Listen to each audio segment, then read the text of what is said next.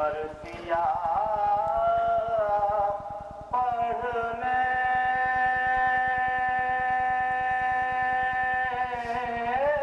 کو جہاں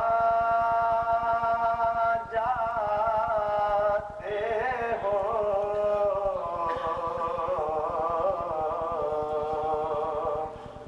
تم مرثیہ پڑھنے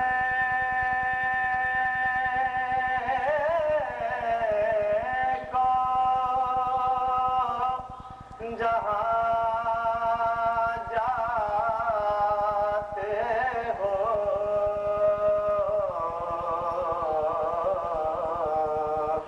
ہم مرثیہ سننے کو وہاں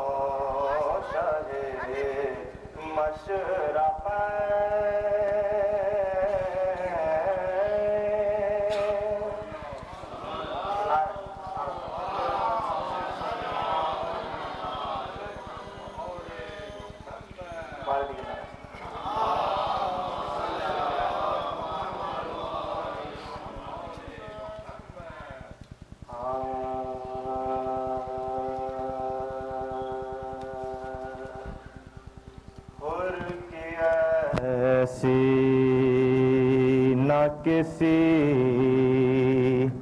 اور کو تقدیر ملی حر کی ایسی نہ کسی اور کو تقدیر ملی جس کو دوزخ کے عوض خلد کی جاگیر ملی حر کی ایسی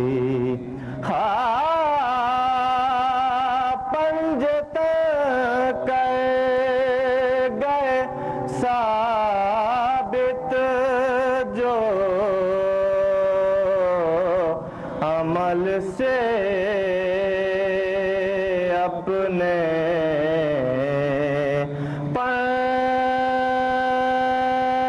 پنج تک گئے ثابت جو عمل سے اپنے اس سے بہتر کوئی قرآن کی نہ تفسیر ملی حر کی ایسی تیر کیوں مار دیا بچے کو ظالم تو نے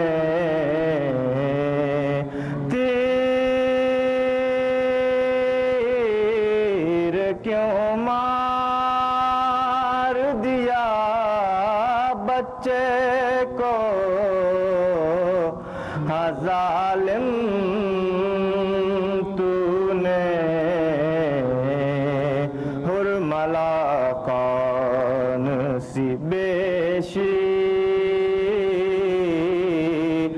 کی تقصیر ملی حر کی ایسی نہ کسی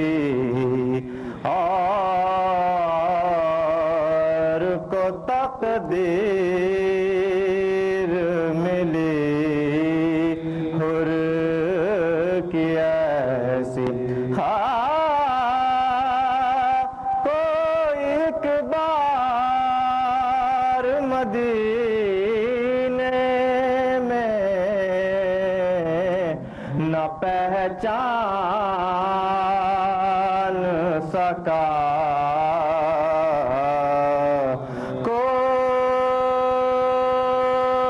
کوئی ایک بار مدینے میں نہ پہچان سکا قید سے چھوٹ کے جب زینب دلگیر ملی حر کی ایسی سب ملے چھوٹ کے زندان سے سکینہ کے سوا سب ملے چھوٹ کے زندان سے سکینہ کے سوا ہاں مگر فاطمہ صغریٰ سے نہ ہم شیر ملی حر کی ایسی نہ کسی سورہ فاتحہ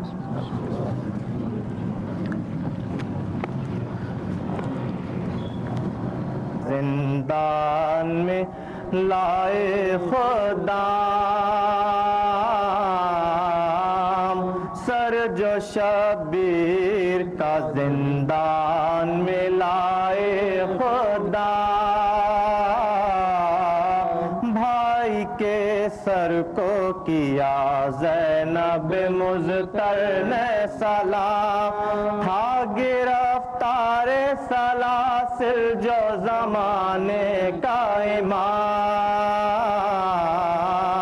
اٹھا تعظیم کو لے کر شہ مظلوم کا نام اٹھا تعظیم کو لے کر شہ مظلوم کا نام تشت حلقے میں لیے کوشتائے غم رونے لگے سر شبیر کو دیکھا تو حرم رونے لگے سب نے ماتم کیا مل کر ہوئی مجلس برپا چوم کر سر کو عقیدت سے یہ زینب نے کہا دکھ اٹھائے ہیں بہت تم سے بچھڑ کر بھیا اپنی آغوش میں سر بالی سکینہ نے لیا اپنی آغوش میں سر بالی سکینہ نے لیا رو رہے تھے سبھی رکتے ہی کہاں تھے آنسو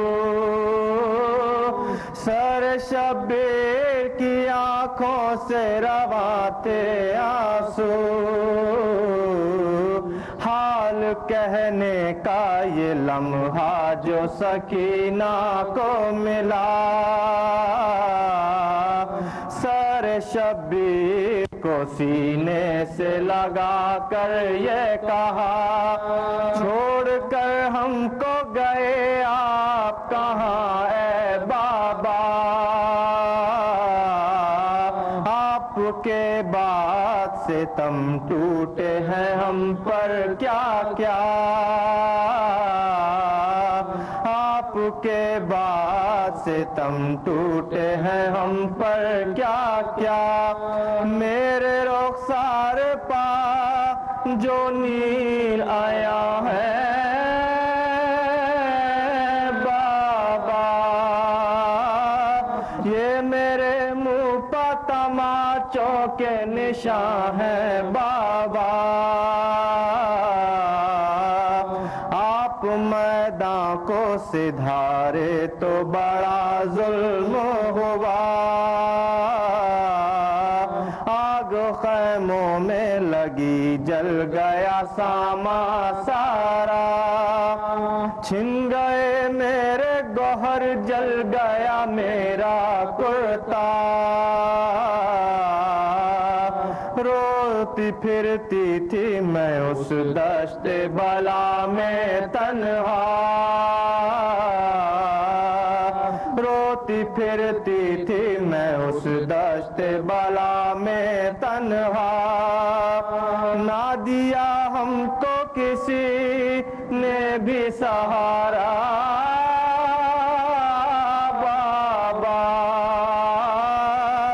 پوچھتا کوئی نہ تھا حال ہمارا بابا روتے روتے ہوئی خاموش سکینہ ایک بار کہا زینب نے کہ میں تیری مصیبت کے نثار میری گود میں آ جا میری پیاری دلدار پر سکینہ نہ ہلی اپنی جگہ سے زنہار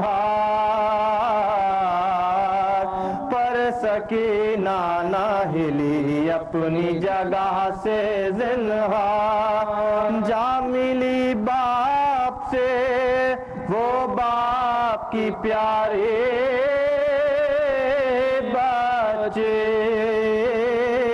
چل بسی شام کے زندہ میں دولارے بچے سر جو شبیر کا زندان میں لائے خدا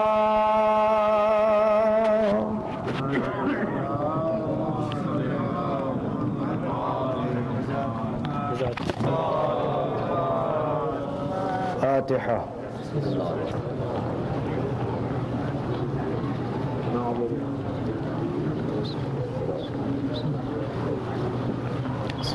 أعوذ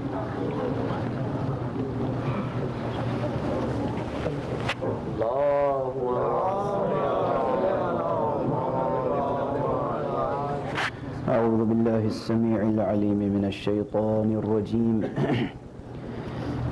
بسم الله الرحمن الرحيم الحمد لله رب العالمين والصلاة والسلام على أشرف الخلائق أجمعين الرسول النبي الأمي الهاشمي سيدنا وشفيعنا أبي القاسم المصطفى محمد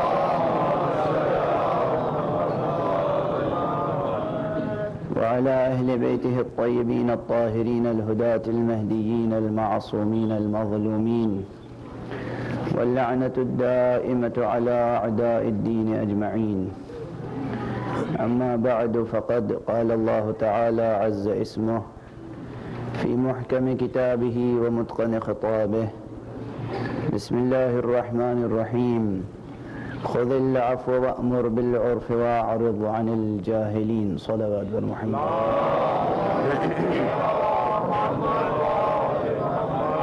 ایک مرتبہ اور بلندر صلوات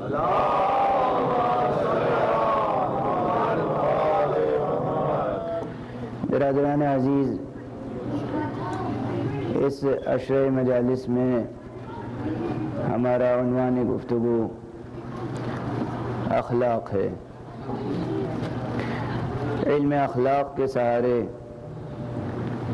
ہم اپنی فکر کو معصومین علیہم السلام کے فضائل کے درک کے قابل بنانے کی کوشش کر رہے ہیں۔ ضمناً بہت سے مسائل، بہت سے مباحث، بہت سی وہ باتیں جو ہماری ذاتی زندگی سے متعلق ہیں، جو ہماری عائلی زندگی سے متعلق ہیں، یعنی ہماری گھریلو زندگی سے متعلق، اور بہت سی وہ باتیں جو ہماری معاشرتی زندگی سے متعلق ہیں، ہمارے سماجی مسائل ہیں، وہ بھی ضمناً زیر بحث آتے ہیں۔ ان پر بھی دینی نقطہ نظر سے اور ارباب عصمت کے زاویہ نگاہ سے روشنی پڑ جاتی ہے۔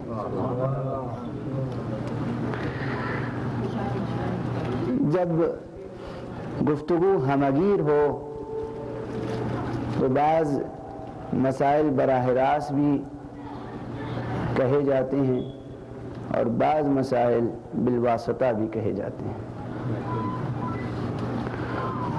اور پھر جب وقت محدود ہو، سلسلہ گفتگو محدود ہو، تو یہ بھی توقع ہوتی ہے کہ بعض ایسے مسائل جو براہ راست یا بالواسطہ بھی زیر بحث نہ آ سکیں، انہیں آپ خود جو بحثیں ہو چکی ہوں ان کی روشنی میں حل و فصل کرنے کی کوشش کریں۔ یہ ضرور نہیں ہے کہ جو باتیں کہی گئیں بس سلسلہ وہیں تک محدود اور منقطع ہو جائے۔ ان بہرحال ایک بات جو براہ راست اس وقت کہنے کا جی چاہ رہا ہے کہ جب ہم زندگی کے ہر شعبے کی اخلاقیات پر بحث کر رہے ہیں تو ذرا مجلس کی اخلاقیات پر بھی بحث کر لیں۔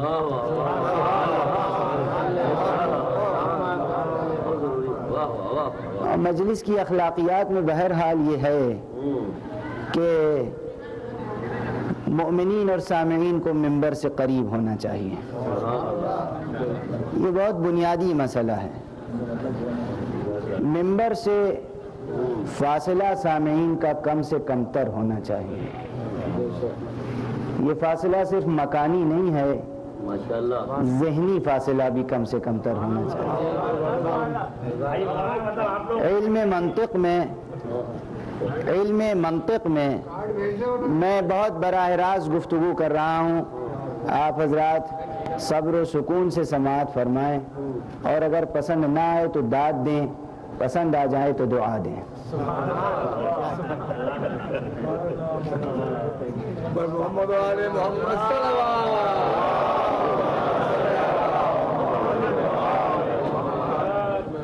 لطیفے کے طور پہ گفتگو نہیں ہے، بلکہ دیکھیے ہر مکتب اور ہر مدرسے کے کچھ آداب ہوتے ہیں۔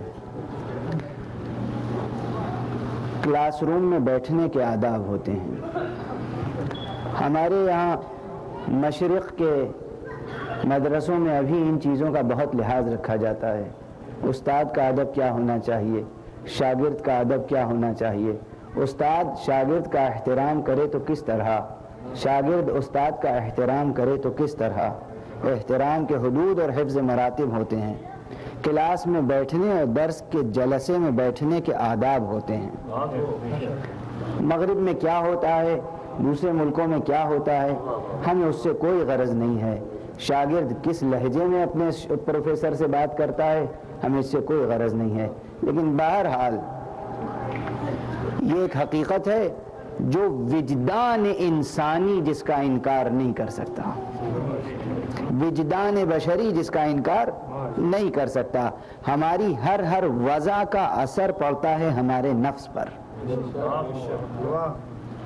ہماری وضع کا, ہمارے بیٹھنے کے طریقے کا, اٹھنے کے طریقے کا, سننے کے طریقے کا, لباس کا, لباس کے رنگ کا,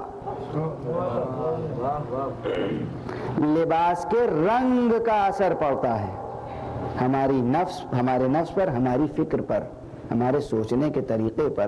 بہت پہلے کسی صاحب نے پوچھا تھا مجھ سے کہ بتائیے, یہاں بھی پوچھا, یورپ میں بھی پوچھا, کیا حرج ہے, اس لیے کہ مغرب میں بڑی بڑی کانفرنسیں, بڑے بڑے سیمینار, بہت سنجیدہ باتیں ہوتی ہیں, لیکن وہ کانفرنس ہال میں ہوتی ہیں جس میں کرسیاں لگی ہوئی ہیں, اسٹیج ہے, اسٹیج پر خطیب آ گیا, کرسی پر سامعین بیٹھ گئے, گفتگو ہوتی ہے, پرثمر ہوتی ہے, فائدہ بھی ہوتا ہے. میں نے گزارش کی, اس گفتگو کا مقصد کچھ اور ہوتا ہے, اس کا ہدف کچھ اور ہوتا ہے, اس کا ثمرہ بھی کچھ اور ہوتا ہے. ان گفتگوؤں کا ثمرہ ذہن تک محدود رہتا ہے, قلب تک اثر نہیں کرتا, دل کی گہرائی تک اثر نہیں کرتا, انسان کے پورے وجود کو تبدیل نہیں کر دیتا. اور فرمایا آپ نے, معلومات کا ذخیرہ ہمارے کاسے سر تک آ جاتا ہے, ایک صندوق میں چند سکے آ جاتے ہیں, کھنکتے رہتے ہیں جیسے ظرف خالی سے آواز آ رہی ہو, لیکن قلب کی گہرائیوں تک باتیں نہیں اترتی, پورے وجود میں ایک انقلابی تبدیلی نہیں لا پاتی. اس لیے کہ پورے وجود میں انقلابی تبدیلی لانے کے لیے پورے ماحول کو ایسا ہونا چاہیے, اس فرش عزا پر, زمین پر بیٹھ کر جو اثر نفس میں پیدا ہوتا ہے وہ کسی اور وجہ سے پیدا نہیں ہو سکتا, وہ کسی اور طریقے سے پیدا نہیں ہو سکتا. اور منبر سے قریب جتنا ہوں گے, یقیناً میں روزانہ مماثلتیں عرض کر رہا ہوں, کل یا پرسوں بھی ایک مماثلت عرض کی تھی, میرا یقین ہے, میں اسے پوری علمی ذمہ داری سے عرض کر رہا ہوں, فقہیات کی مماثلت پیش کر رہا ہوں. جس طرح میں نے عرض کیا کہ نماز میں اور مجلس شبیر میں بہت سی چیزیں مشترک ہیں. آپ نے سنا ہوگا نماز میں پہلی صف میں بیٹھنے والوں کا ثواب زیادہ ہوتا ہے. آپ اسی پہ قیاس کیجئے, قیاس ہر جگہ باطل نہیں ہے. مجلس میں بھی ممبر سے قریب تر بیٹھنے کی آرزو ہونی چاہیے, ہونی چاہیے. جو بزرگ ہیں, بوڑھے ہیں, مجبور ہیں, دیوار سے ٹیک لگا کر بیٹھے ہیں, ان پر کوئی اعتراض نہیں کرے گا, کوئی اعتراض نہیں کرے گا. لیکن جو بوڑھے نہیں ہیں, بزرگ نہیں ہیں, مجبور نہیں ہیں, خدا نہ کرے کہ آپ کی پیٹھ اور آپ کے قدم کمزور ہو جائیں, آپ فرش عزا پر بیٹھیں. اور میں ادب سے عرض کر رہا ہوں, بہت سی باتیں براہ راست عرض کرنے کا جی چاہتا ہے. مجلس میں ہرگز اس طرح نہ بیٹھیے جیسے امریکن اسکولوں میں بے ناہنجار بچے بیٹھا کرتے ہیں. میں معافی چاہتا ہوں ان الفاظ کے استعمال کے لیے, اس لیے کہ یہ متانت ممبر کے خلاف ہیں, لیکن بہرحال ضروری ہے. امریکہ میں مجلس ہو, انگلینڈ میں مجلس ہو, عراق میں مجلس ہو یا ہندوستان میں مجلس ہو, مجلس میں اگر آپ کے پاؤں میں تکلیف نہیں ہے تو پاؤں کو بلا وجہ پھیلا کر نہ بیٹھیے, یہ بے ادبی ہے, گستاخی ہے. آپ کو جہاں تک ممکن ہو اس ادب سے بیٹھیے. آپ کو کیا معلوم کتنے ملائکہ یہاں بیٹھے ہیں, کتنے فرشتے یہاں بیٹھے ہیں. میں اکثر عرض کرتا ہوں, جہاں تک ممکن ہو باوضو بیٹھنے کی کوشش کیجیے, دوسری چیزوں پر بعد میں بحث کیجئے گا، لیکن اخلاقیات مجلس کی جو ہیں، میں ہوں یا کوئی بھی خطیب ہو ممبر پر، چھوٹا سا بچہ بھی اگر ممبر پر آ جائے، اگر وہ ذکر آل محمد کے لیے آ رہا ہے تو آپ کو اسی ادب کے ساتھ سامنے بیٹھنا چاہیے. اس کا ادب نہیں ہے، اس سے زیادہ اس کا ادب ہے جس کا ذکر ہو رہا ہے.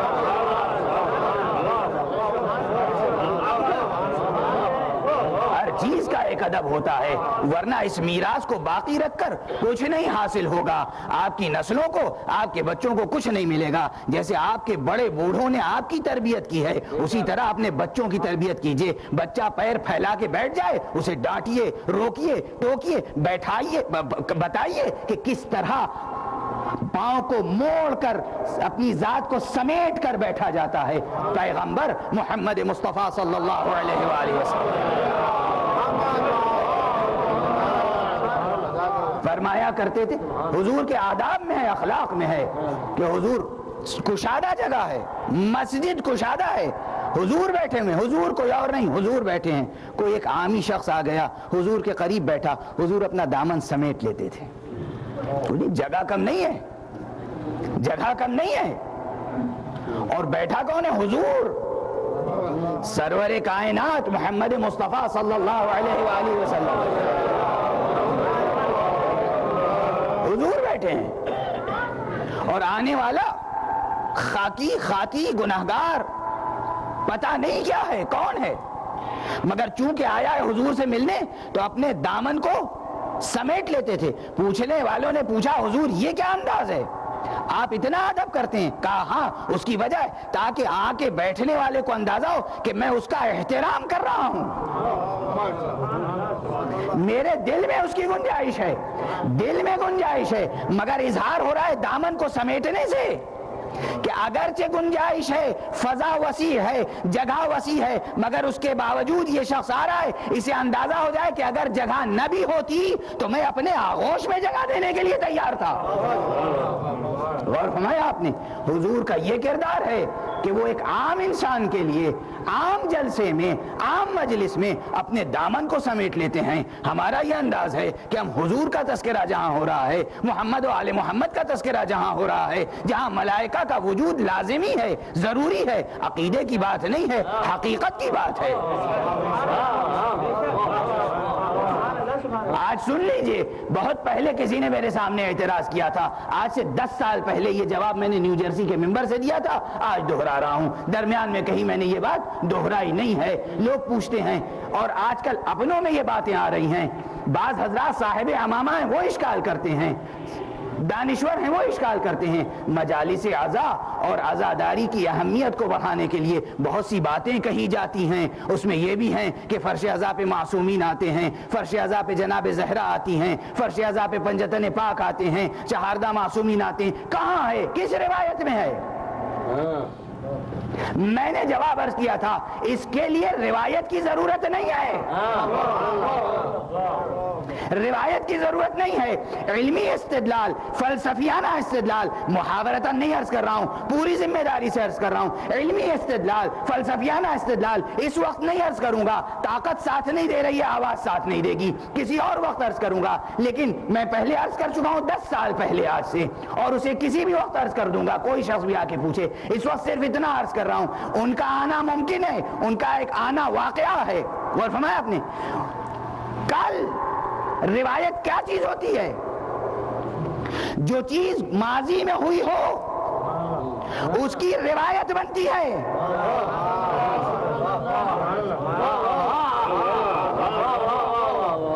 روایت نقل کی جاتی ہے اس واقعے کی جو ماضی میں ہوا ہو. ہم فرش عزا آج بچھا رہے ہیں، زہرا آج آ رہی ہے، تو کل کہاں سے روایت مل جائے گی؟ یہ تو ہمارا وجدانی تجربہ ہے. آتی ہیں زہرا، آتے ہیں معصومین، ہمیں ان کے لیے ادب کرنا چاہیے، اہتمام کرنا چاہیے. یہ یوں ہی باتیں نہیں ہیں، حقیقتیں ہیں، حقائق ہیں. عزیزو، مجالس کا احترام کیجئے، مجالس میں آئیے، کچھ حاصل کرنے کے لیے آئیے، خود آپ کو حاصل ہوگا. اور صرف حق معصومین کو پہچان کر آئیے. صلوات پڑھیے محمد والے.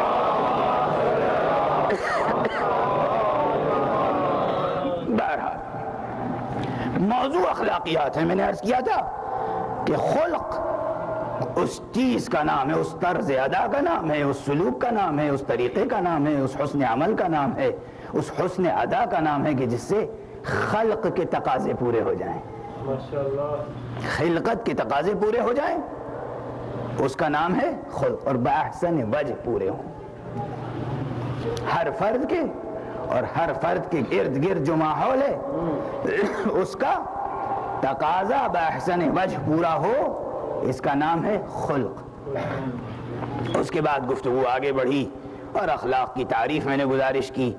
میں نے یہ بھی گزارش کی جو آپ حضرات کے ذہن میں ہوگا، اس لیے کہ 2 یا 3 دن مسلسل اس موضوع پہ گفتگو ہوئی کہ اخلاقیات کے لیے سب سے پہلے شرط یہ ہے کہ آپ اپنے اختیار اور ارادے کو مستحکم کریں، دریافت کریں، اپنے کو بے اختیار نہ سمجھیں، اپنے کو مجبور نہ سمجھیں.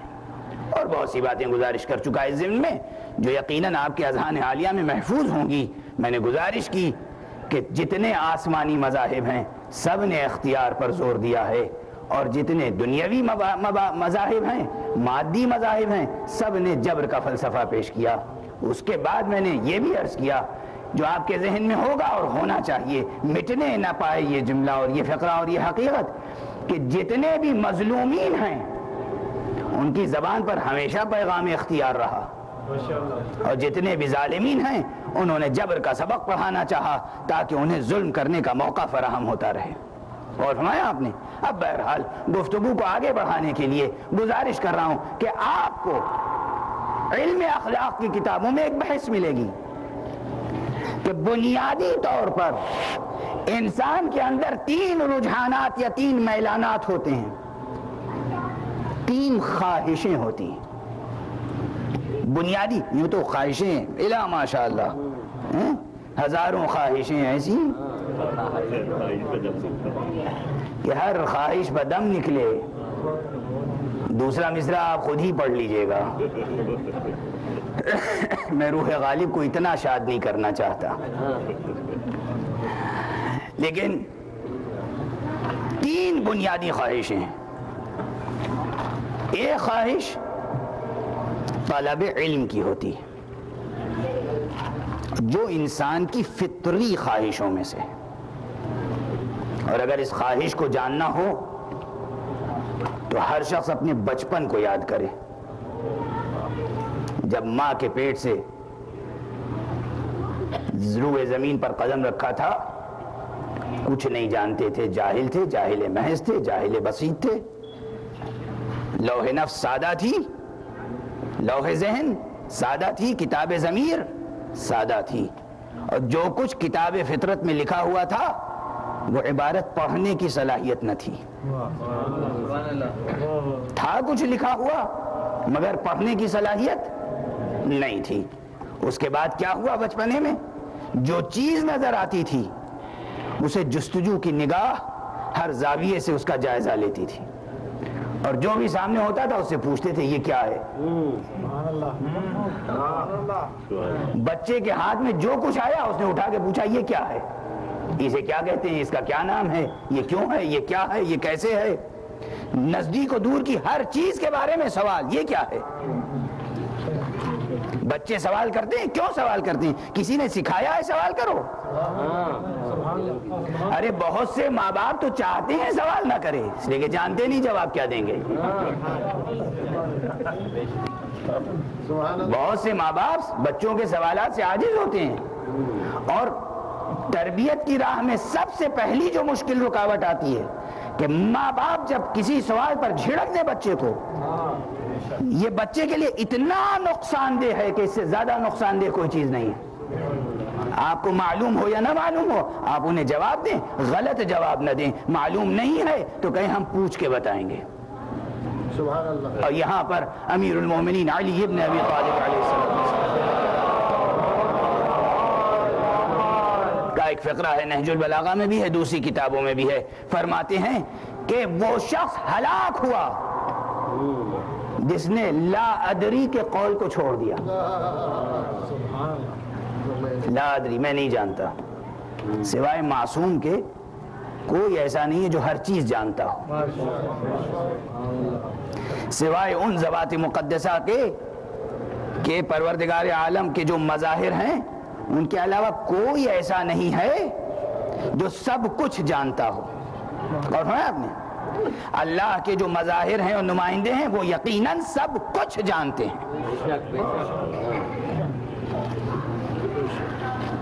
لیکن جو اللہ کے بنائے ہوئے نمائندے نہیں ہیں وہ سب کچھ نہیں جانتے. اور جو سب کچھ نہیں جانتا اس کے لیے نجات کی راہ یہی ہے کہ وہ کہے کہ میں نہیں جانتا. جو بااخلاق ہیں وہ بغیر ٹھوکر کھائے ہوئے کہتے ہیں میں نہیں جانتا, اور جو بااخلاق نہیں ہیں وہ ٹھوکر کھا کھا کے کہتے ہیں کہ میں نہیں جانتا. سبحان اللہ. لیکن بہرحال ہمیں اور آپ کو اپنی زندگی میں یہ یاد رکھنا چاہیے کہ بچہ بھی اگر پوچھے, آپ کا بچہ, آپ کا بیٹا کوئی بھی سوال کرے کسی بھی سوال پر, ماں یا باپ جھڑک کے یہ نہ کہیں کہ سوال مت کرو, ہر وقت پوچھتے رہتے ہو یہ کیا یہ کیا, خاموش بیٹھو. سب بھی بچے کا وہی ذبح ہو گیا, بچہ اس کی ذہانت کا قتل ہو گیا. میں لفظ ذبح اور قتل استعمال کر رہا ہوں. وہ ضرب کاری ہے کہ جس کا زخم کبھی بھر نہیں سکتا. آپ اس کے سوال کا احترام کیجئے اور جتنا اچھا اور مشکل سوال کرے اتنی اسے داد دیجئے, پیار کیجئے, محبت کیجئے. بیٹا تم نے سوال کیا ہے, خدا تمہاری ذہانت کو اور پروان چڑھائے. میں جواب نہیں جانتا یا میں جواب نہیں جانتی, میں پوچھ کر بتاؤں گی یا پوچھ کر بتاؤں گا. اور سنا آپ نے, اور جس نے بھی قول لا ادری کو ترک کیا کہ میں نہیں جانتا وہ ہلاک ہوا. یہ امیر المومنین علیہ الصلوۃ والسلام کا فقرہ ہے. بہرحال یہاں پر ایک اور واقعہ یاد آ گیا. یہ تو ابھی میں نے گزارش کیا ہی ہے کہ جو اللہ کے نمائندے ہوتے ہیں انہیں یقیناً تمام افراد بشر سے زیادہ علم ہوتا ہے, اور جو اللہ کے نمائندے نہیں ہوتے انہیں افراد بشر سے زیادہ علم نہیں ہوتا. اسی لیے ایک عجیب و غریب مکالمہ یاد آ گیا اس وقت. علامہ سید مرتضی علم الہدیٰ نے اپنی کتاب الفصول المختارہ میں نقل کیا ہے اور اپنے استاد علامہ شیخ مفید سے نقل کیا ہے. مکالمہ ہے بہت چھوٹا سا, 2 جملوں کی بات ہے. ایک شخص نے پوچھا کہ تو کسے امام مانتا ہے, کسے رہبر مانتا ہے؟ کسی کا نام لیا گیا, میں فلاں کو مانتا ہوں, فلاں کو مانتا ہوں. کہا کہ تم دعویٰ کر سکتے ہو کہ وہ سب کچھ جانتے ہیں؟ کہا نہیں. کہا کم سے کم اتنا دعویٰ کر سکتے ہو کہ ہر نیکی کو جانتے ہیں اور ہر برائی کو پہچانتے ہیں؟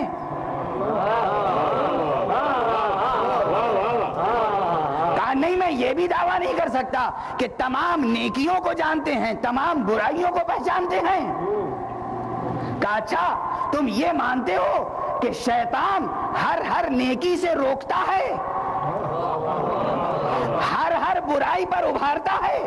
کہاں مانتا ہوں. کیا اس کا مطلب یہ کہ جب وہ نیکی جانتا ہے تب نہ روکتا ہے اس سے؟ کہ جب وہ برائی کو پہچانتا ہے تب نہ برائی پر ابھارتا ہے؟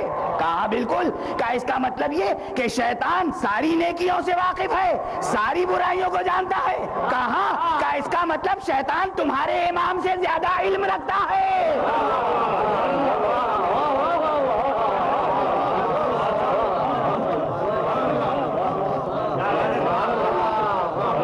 صلوات پڑھیے محمد. معیار علم ہے, معیار علم ہے.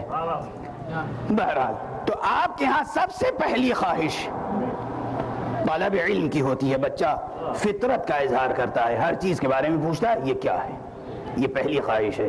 دوسری سب سے بڑی خواہش جس میں ساری خواہشیں ضم ہو جاتی ہیں وہ غذا حاصل کرنے کی خواہش ہے.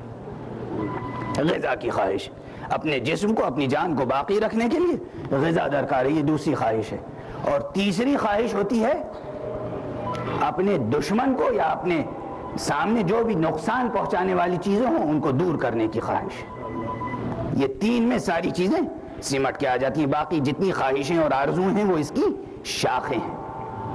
کسی کو شاعری کرنے کی خواہش ہے، کسی کو خطابت کی خواہش ہے، کسی کو تصنیف کی خواہش ہے، کسی کو کسی چیز کی خواہش ہے، کسی کو صحافت کی لائن میں جانے کی خواہش ہے، سائنٹسٹ بننے کی خواہش ہے، ڈاکٹر بننے کی، جس چیز کی بھی خواہش ہے وہ سب طلب علم کی خواہش ہے۔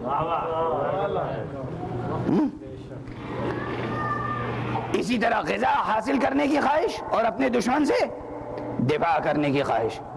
طلب علم کی خواہش کا نام علم اخلاق میں ہے حکمت۔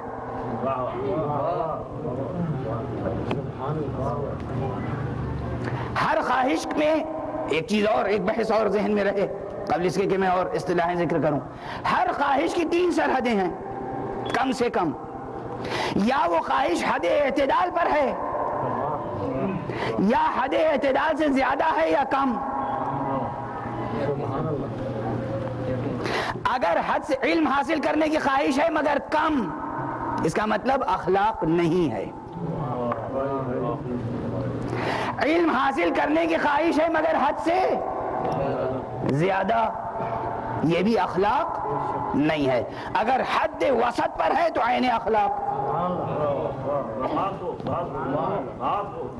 غذا حاصل کرنے کی خواہش اگر حد سے کم ہے، شخصیت نہیں سنور سکتی، نہیں بن سکتی، بد اخلاقی ہے۔ حد سے زیادہ ہے وہ بھی بد اخلاقی ہے، حد پر ہے وہ اخلاق ہے۔ دشمن سے نبرد آزما ہونے کی خواہش کم ہے تو بد اخلاقی، زیادہ ہے تو بد اخلاقی، حد پر ہے تو اخلاق۔ تو 3 سے پھر ہر ایک کی 3 حدود قائم ہوئی، اور اسی طرح جتنی صفتیں ہیں سب کی 3 حدود ہوں گی، افراد کی حد، تفرید کی حد، حد اعتدال و حد وسط۔ غور فرمایا آپ نے؟ علم حاصل کرنے کی صلاحیت اگر حد سے زیادہ ہے، خواہش حد سے زیادہ ہے تو وہ بلا ہے، وہ سفسطہ ہے۔ اگر حد سے کم ہے تو حمق ہے، حماقت ہے، اگر حد پر ہے تو حکمت ہے۔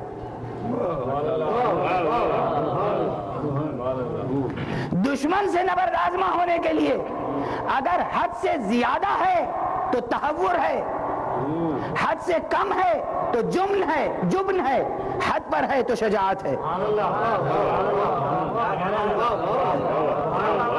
غذا حاصل کرنے کی صلاحیت حد سے کم ہے، حد سے زیادہ ہے تو شرع ہے،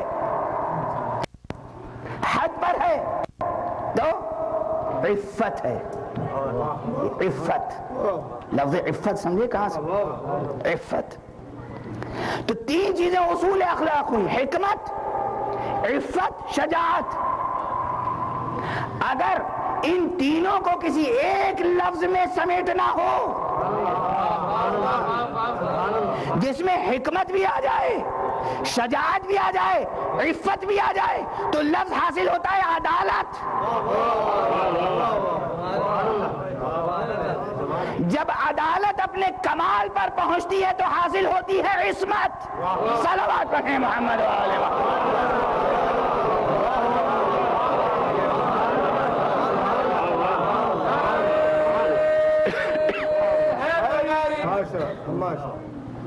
تو میں چاہتا ہوں وہی مثالیں عرض کروں کہ جو ہماری آپ کی زندگی کے کام آئے۔ علم حاصل کرنے کی خواہش، ہر شخص جو دیندار ہے اس کے اندر فطری طور پہ خواہش ہوتی ہے، ہر شخص، دیندار کی قید بھی نکال دیجیے، ہر شخص کے اندر خواہش ہوتی ہے کہ وہ زندگی بسر کرنے کا بہترین طریقہ دریافت کرے، ہر ایک کے اندر خواہش ہے۔ اور اسی فطرت کی بنا پر یاد رکھیے گا، ہر ایک کے اندر کیا خواہش ہے کہ وہ زندگی بسر کرنے کا بہترین طریقہ دریافت کر لے۔ اسی بنا پر اسلام کہتا ہے کہ ہر فرد کے اوپر ہماری حجت تمام ہو چکی ہے۔ اسی بنا پہ کہا جاتا ہے کہ ہماری طرف سے حجت تمام ہو چکی ہے۔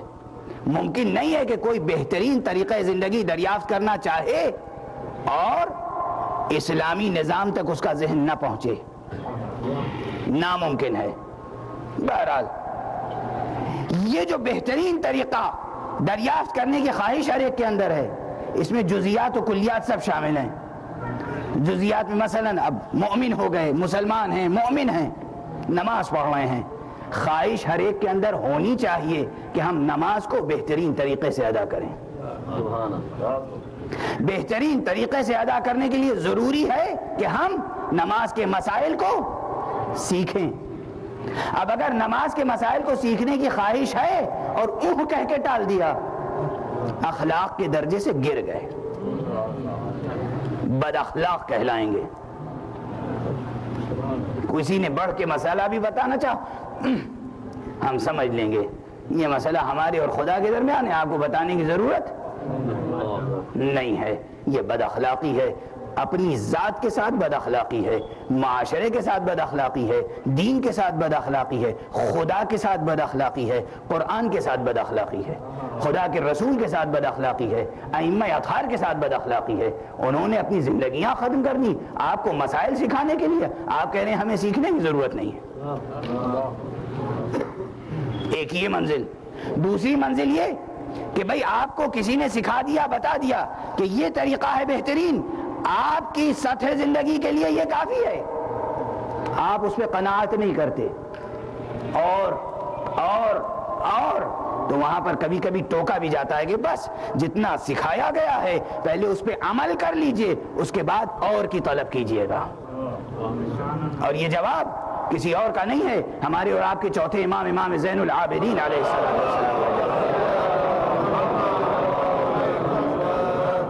ایک شخص آیا اور اس نے پوچھا، سوال کیا، آقا نے جواب دے دیا، دوسری مرتبہ سوال کیا، آقا نے جواب دیا، تیسری مرتبہ سوال کیا، آقا نے جواب دیا، چوتھی مرتبہ سوال کیا، کہ جتنی چیزیں سیکھی ہیں پہلے جا کے عمل کرو، اس کے بعد آ کے اور سوال کر لینا۔ اور فرمایا آپ نے بہت سے حضرات میں سیکھنے کی صلاحیت تو ہوتی ہے لیکن عمل کرنے کی طرف رجحان نہیں ہوتا۔ جب تک کہ یہ یاد رکھیے، آپ حضرات علم اور عمل کو دو چیزیں سمجھتے ہیں، وہ دو چیزیں نہیں ہیں، ہیں ہی نہیں دو چیزیں۔ علم اس وقت تک مکمل ہی نہیں ہوتا جب تک کہ عمل اس کے ساتھ نہ ہو۔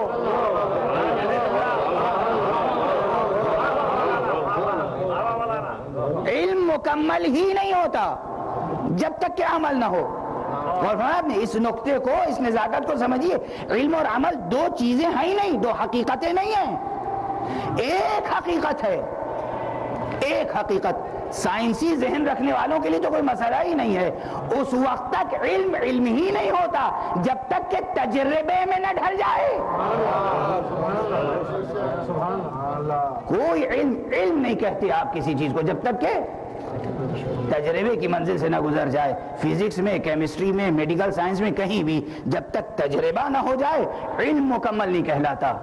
کسی سے کہیے میں نے یہ تھیوری پیش کی ہے، وہ علم نہیں ہے جب تک کہ اس تھیوری کو لیبوریٹری میں لے جا کر آزمائش سے نہ گزارا جائے، اور ایک مرتبہ نہیں، دو مرتبہ نہیں، متعدد بار جب تک گزارا نہ جائے، جب تک کہ یقین حاصل نہ ہو جائے کہ یہ تھیوری درست ہے، اس وقت تک اسے علم کا درجہ نہیں دیتے۔ اس کے معنی کیا ہے کہ عمل جزء علم ہے، عمل کمال علم ہے، عمل علم سے علیحدہ کوئی چیز نہیں ہے۔ تو اگر آپ نے مسائل دین کو سیکھا ہے اور اس پہ عمل نہیں کیا تو ہرگز نہ کہیے کہ میں عالم ہوں۔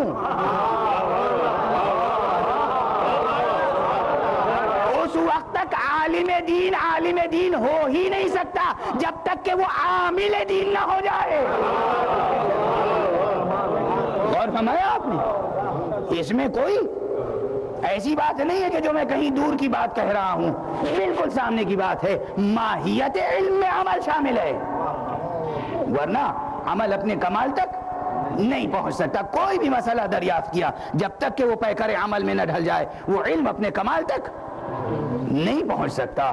تو علم حاصل کیجئے عمل کے ساتھ، اور جب علم مکمل ہوگا، حد اعتدال پر ہوگا، تو وہ کہلائے گا حکمت، جس کی تعلیم کے لیے اللہ تعالیٰ نے پیغمبر کو بھیجا۔ پیغمبر کی بعثت میں سب سے بڑے راز کی بات کیا ہے؟ هو الذي بعث في الأميين رسولا منهم يتلو عليهم آياته ويزكيهم ويعلمهم الكتاب والحکمہ۔ وہی ہے وہ پروردگار جس نے نادانوں میں، جاہلوں میں، امیین میں اپنا رسول بھیجا۔ کس لیے رسول بھیجا؟ تاکہ وہ اللہ کی آیتوں کی تلاوت کرے، ان سے ان کے نفوس کا تزکیہ کرے اور ان کو کتاب اور حکمت سکھائے۔ حکمت سکھائے، یہ حکمت ہے، یعنی انہیں علم کو حد اعتدال پر حاصل کرنے کا سلیقہ سکھائے، اور فرمایا آپ نے، اور علم کو کمال کے درجے پر حاصل کرنے کا سلیقہ سکھا دے۔ یہ پیغمبر کے بنیادی فرائض میں سے یہ ہے حکمت۔ بہت سی گزارشیں ہیں، لیکن اس کے ساتھ ساتھ میں دوسری چیز عرض کی، غذا کی خواہش۔ غذا اگر حد سے زیادہ انسان کھائے، حاصل کرے، تو وہ کیا ہے؟ حرص ہے، شرح ہے، اور اگر حد پر حاصل کر رہا ہے تو اسی کا نام عفت ہے۔ لفظ عفت، فلاں شخص عفیف ہے، یعنی جتنی ضرورت ہے اتنی غذا لیتا ہے، اور یہ غذا اور اس میں تمام شہوات زندگی شامل ہیں، جتنی ضرورت ہے اتنی لذت زندگی حاصل کرتا ہے تو وہ باعفت ہے، اور اگر حد سے زیادہ لذت زندگی حاصل کرتا ہے تو وہی انسان بے عفت کہلائے گا۔ اور فرمایا آپ نے، اس وقت اس سے زیادہ گفتگو کی آج مجھ میں طاقت محسوس نہیں ہو رہی ہے، پسینہ بھی بہت ہو رہا ہے، کمزوری محسوس ہو رہی ہے، آپ سے معافی چاہتا ہوں، کل یا پرسوں کی تقریر میں گفتگو مکمل کروں گا۔ مثالیں بہت سی ذہن میں ہیں اور آپ سے گزارش کرنے سے تعلق رکھتی ہیں، لیکن اس وقت گفتگو کو سمیٹنے کے لیے چونکہ تینوں چیزوں کا ذکر کیا ہے، تیسری خواہش جو انسان میں ہوتی ہے وہ ہے دشمن سے مقابلہ کرنے کی خواہش۔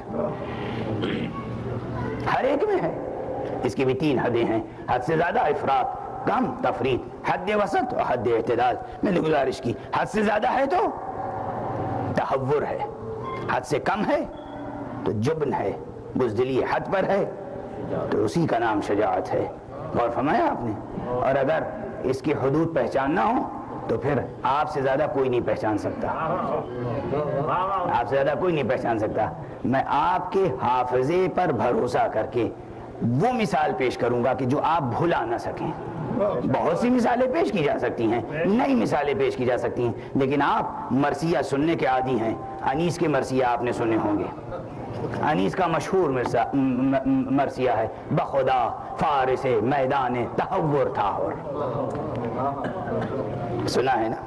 بخدا فارس میدان تہور تھا، خدا کی قسم انیس کا یہ مرثیہ، انیس کی عظمت پر اتنی بڑی دلیل ہے، انیس کی عظمت پر یہ مصرع اتنی بڑی دلیل ہے کہ جس کی کوئی حد نہیں ہے۔ انیس کس لیے مشہور ہے معروف ہے، معلوم ہے آپ کو؟ انیس اپنی سلاست کے لیے مشہور ہے۔ سلیس کہتے ہیں اس زبان کو جس میں مشکل زبان نہ ہو، غریب الفاظ نہ ہو، ڈکشنری دیکھنی نہ پڑے، سامنے کی لفظیں ہوں اور انسان بات کو پوری طرح سمجھ لے اور کہنے والا پوری طرح اپنی بات کہہ دے، اس کا نام ہے سلاست۔ اور اگر اس میں ڈکشنری تلاش کرنی پڑے، غریب الفاظ استعمال ہو تو اسے سلیس زبان نہیں کہتے۔ آپ کتب ادبیہ کا مطالعہ کریں، ادبی تنقید جو اردو میں ہے اس کا مطالعہ کریں، بیشتر ادبا نے انیس کی صفت سلاست کو پیش کیا کہ انیس سلیس کہتے تھے، ان کے مقابلے میں دبیر کے لیے کہا جاتا ہے کہ وہ مشکل پسند تھے، ان کے ہاں مشکل الفاظ زیادہ ہوتے تھے، انیس کے ہاں آسان الفاظ زیادہ ہوتے تھے۔ انیس جو آسان الفاظ کہنے کے اور استعمال کرنے کے عادی ہیں، انہوں نے اس مصرے میں ایک ایسا لفظ استعمال کیا جو اردو میں عام طور پر استعمال نہیں ہوتا۔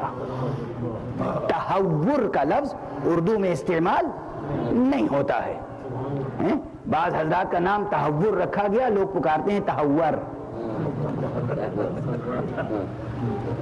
تہور یہ لفظ اردو میں مستعمل نہیں ہے، اور انیس سلاست کے لیے مشہور ہیں۔ سامنے کا کلمہ کیا ہے؟ سامنے کی لفظ ہے شجاعت، اور اتفاق کی بات یہ ہے کہ دونوں ہم وزن کلمے ہیں۔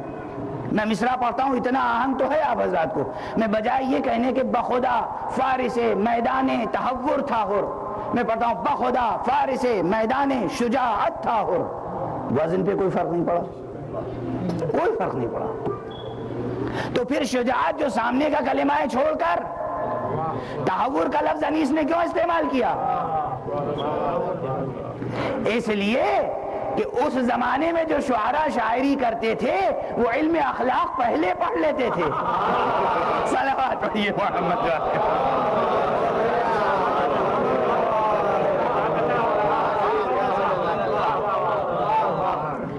بہت سے علوم پڑھتے تھے، اس کے بعد اس منزل پہ پہنچتے تھے. اور میں آپ نے اس دور کی ضرورت تھی، ایک رسالت تھی، ایک پیغام تھا، ایک ذمہ داری تھی جو معاشرے کی پوری کر رہے تھے. انیس کا مصرع ہے، بخدا فارس میدان تحور تھا حر. کیوں؟ اگر یہی مرثیہ حر کے بجائے عباس کی شان میں ہوتا تو پھر لفظ تحور کا استعمال کی گنجائش نہیں تھی، پھر صرف لفظ شجاعت استعمال ہوتی. دونوں کے فرق کو واضح کرنے کے لیے اب میں اس سے زیادہ کیا کہہ سکتا ہوں. ممکن نہیں تھا کہ عباس کے لیے لفظ تحور استعمال ہو، اور ممکن نہیں تھا اس موقع پر کہ حر کے لیے لفظ شجاعت استعمال ہو جائے، اس لیے کہ تاریخ گواہ ہے. تاریخ گواہ ہے. اور فرمایا آپ نے معصومین کے فضائل و مناقب تو بعد میں درک کریں گے، پہلے معصومین کے آغوش میں پروان چڑھنے والوں کے فضائل و مناقب سمجھ لیں.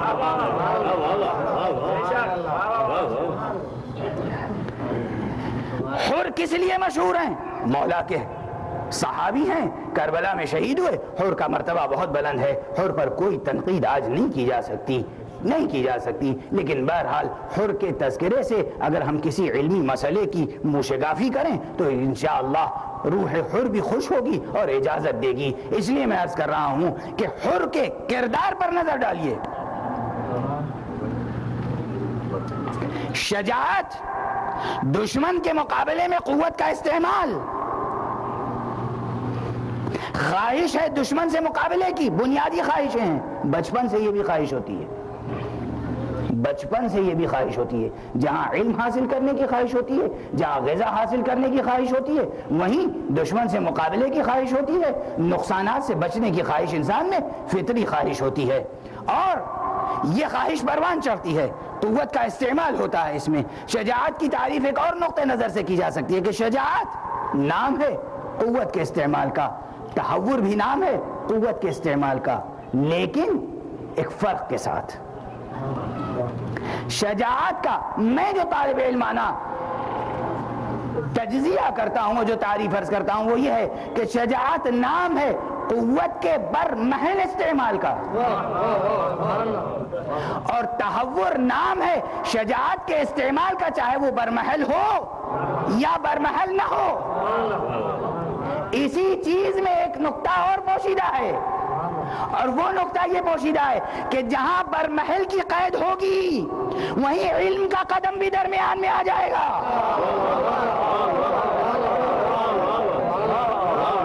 کہ برمحل اور بے محل کا فیصلہ تو علم کرے گا، جہالت فیصلہ نہیں کر سکتی کہ کیا بجا ہے کیا بیجا. غور فرمایا آپ نے. اب آپ حر کے کارناموں کو جانتے ہیں. امام حسین علیہ السلام ہمارے حر بہت شجاع ہے، بہت طاقتور ہے، بہت طاقت ہے، مشہور پہلوان ہے اپنے زمانے کا، لیکن وہ یہ نہیں جانتا کہ کہاں قدرت کا اظہار کرنا چاہیے، کہاں نہیں کرنا چاہیے، نہیں جانتا. اسی لیے اس نے یہ گستاخی کی کہ جناب امام حسین کے قافلے کو روکا.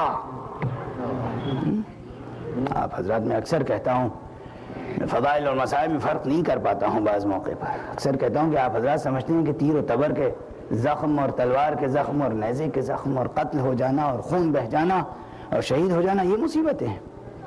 امام، ذرا ذہن کو بلند کیجئے. امام امام امام، واسطہ فیض الہی، فرزند رسول، جانشین رسول، وصی رسول، خلیفۃ اللہ.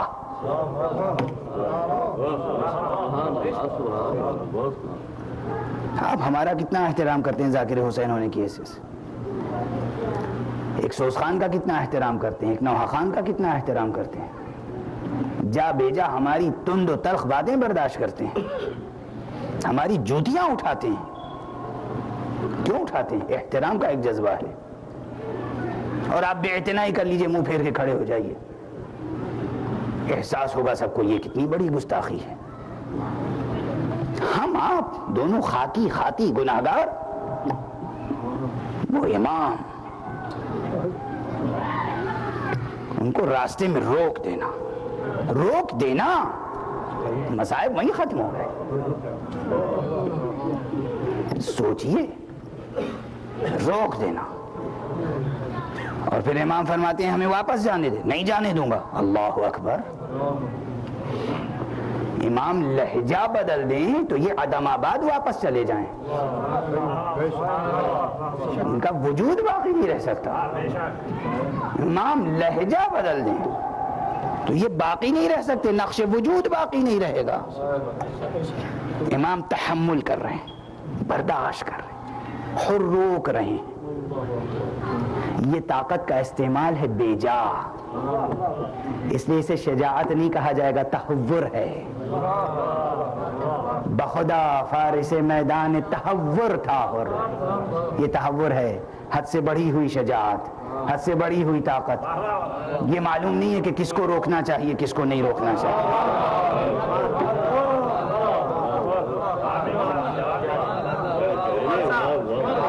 یہ تحور ہے, سمجھ میں آئے؟ یہ ہے تحور. معلوم نہیں کسے روکنا چاہیے کسے نہیں روکنا چاہیے. طاقت ہے, کس کے سامنے طاقت کا اظہار کر رہے ہیں؟ دونوں جسمانی طاقت ہو یا وہ احکام و قوانین والی طاقت ہو. ہم آپ کو نہیں جانے دیں گے, ہمیں حکم دیا گیا ہے. ارے کس کا حکم, کس کے لیے حکم؟ تم اور حکم نافذ کرو. ہمیں کہا گیا ہے کہ ہم گھیر کر میدان میں لائیں. یہ حکم کا نفاذ یہ بھی ایک قسم کے قانون کا اظہار ہے, قوت کا اظہار ہے. کس کے سامنے اظہار؟ اس کے سامنے اظہار. تم انہیں اس میدان میں لے جانا چاہتے ہو کہ مدینے میں بیٹھے ہوئے اشارہ کر دیا تھا تو وہ میدان سمٹ کے آ گیا.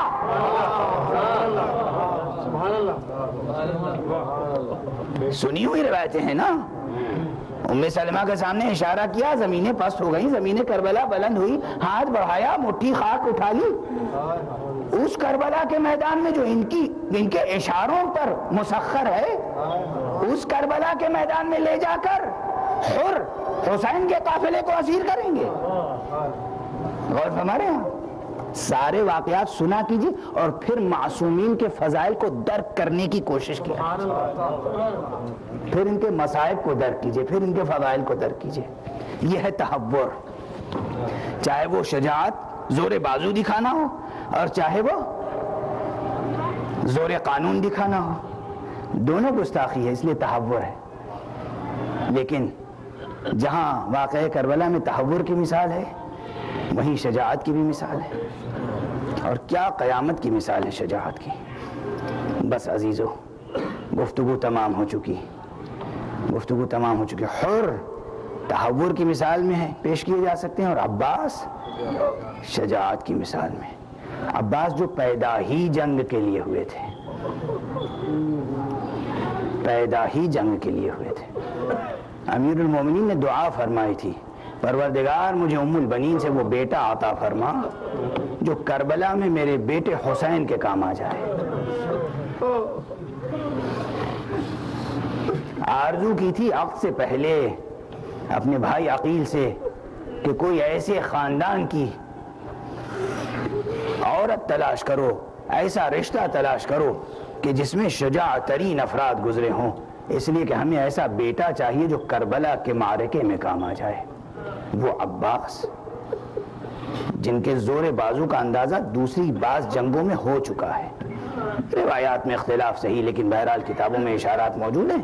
اس سے پہلے بھی بعض جنگوں میں حضرت عباس نے کارنامے دکھائے ہیں, اور کربلا میں بھی کارنامے دکھائے ہیں. جنگی کارنامے بیان نہیں ہوتے, اس لیے بیان نہیں ہوتے کہ جتنی بھی جنگ کی ہو کربلا میں, عباس نے اپنے لیے تو جنگ نہیں کی, لیکن بہت سی روایتیں ہیں جو منبروں پر وقت کی کمی کی بنا پہ نہیں بیان کی جاتی.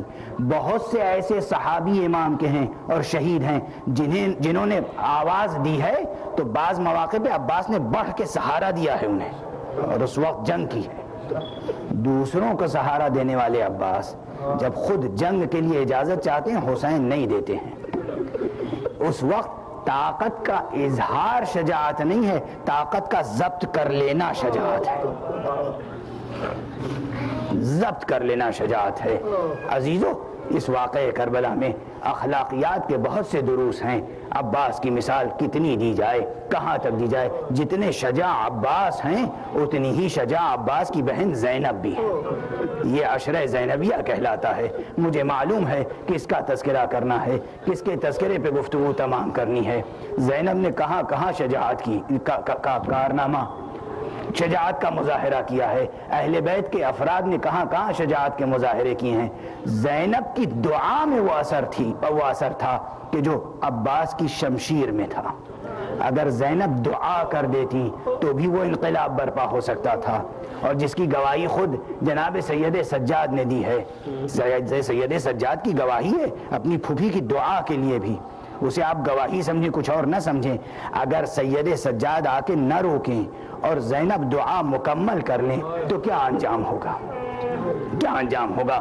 آپ کا ذہن ملتفت ہے, چند روز رہ گئے ہیں. میں اس وقت صرف اس واقعے کی طرف اشارہ کرنا چاہتا ہوں کہ اسیروں کا قافلہ جب دمشق پہنچا ہے تو کربلا سے کوفے سے دمشق تک کا سفر جناب زینب نے طے کیا, مصیبتوں کے ساتھ طے کیا. لیکن شام میں جو داخلہ ہے وہ قیامت خیز داخلہ ہے.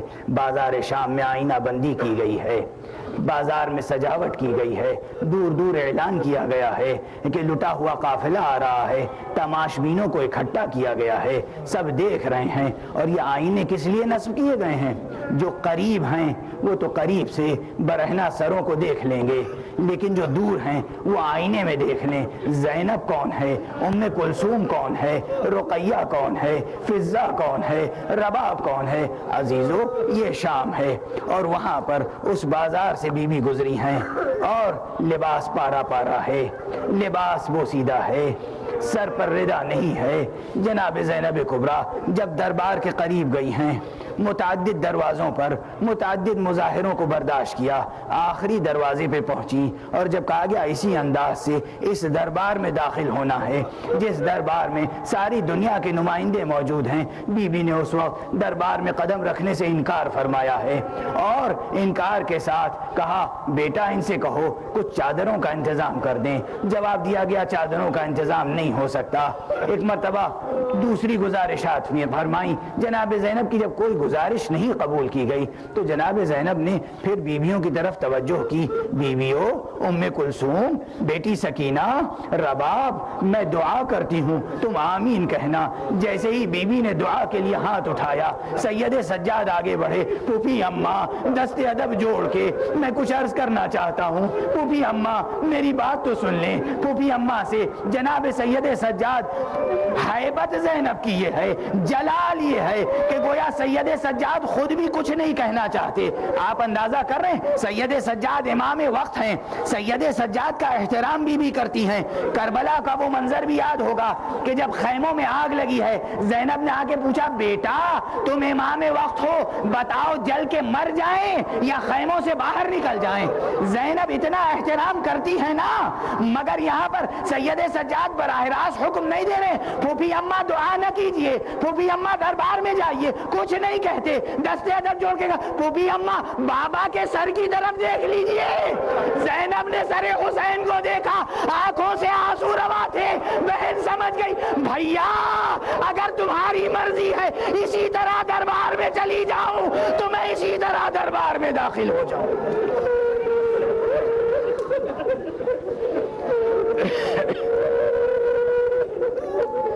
انا للہ و انا الیہ راجعون. رضا بقضائہ و تسلیما لامرہ. پروردگار ہمیں علوم قرآن اور معارف اہل بیت سے آشنا فرما. پروردگار ہمیں فضائل و مصائب و مراتب آل محمد کا ادراک نصیب ہو جائے. معبود ہماری قوم کو تہذیب آل محمد کے سانچے میں ڈھال دے.